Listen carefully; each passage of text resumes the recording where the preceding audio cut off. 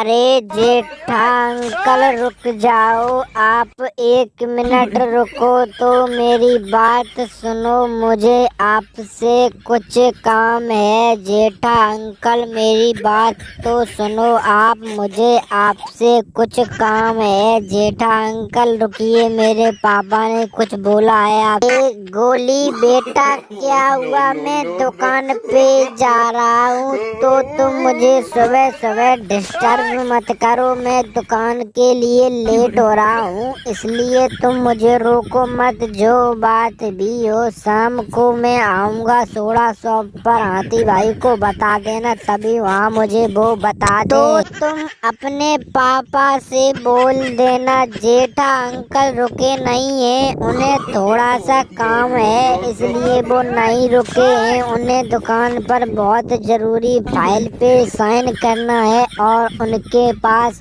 आज 2 बड़ी कंपनियों के कॉन्ट्रैक्ट आने वाले हैं, इसलिए वो जेठा अंकल बोल देना वहीं बिजी रहेंगे।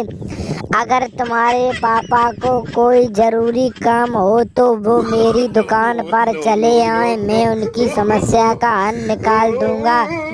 ये बात तुम अपने पापा से बोल देना। ओके गोगी, अब तुम जाओ घर पर। भाई मुझे थोड़ा सा काम है।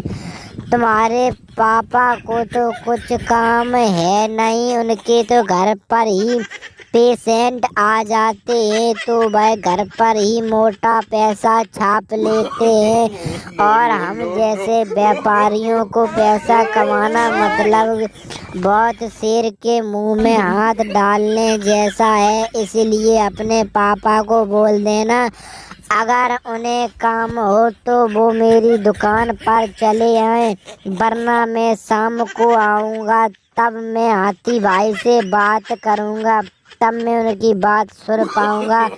अभी मेरे पास टाइम की बहुत ज़्यादा कटौती है, मेरे पास टाइम है ही नहीं मान लो।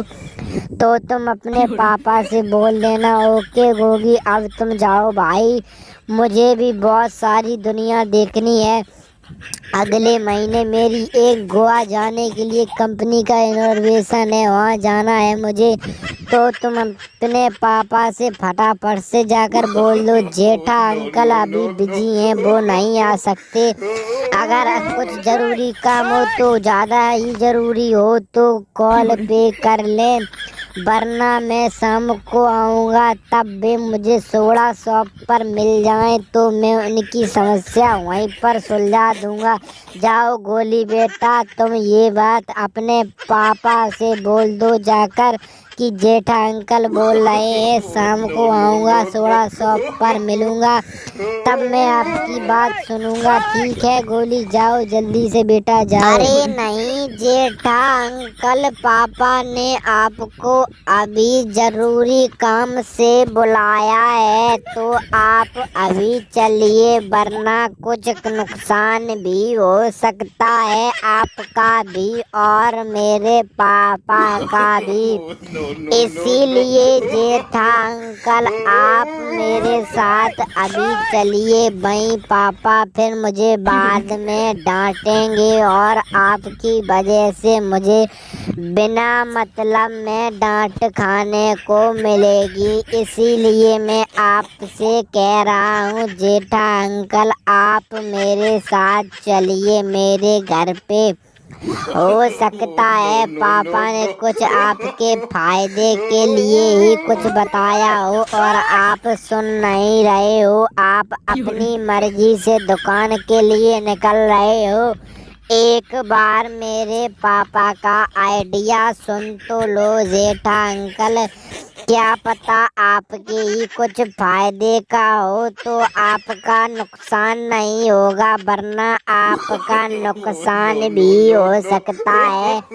तो चलिए ना जेठा अंकल मेरे साथ, मेरे पापा बुला रहे हैं। आप बात को समझ नहीं रहे हो, लेकिन जेठा अंकल आप मेरी बात मान लीजिए, वरना आपको आने वाले टाइम में घाटा भी हो सकता है।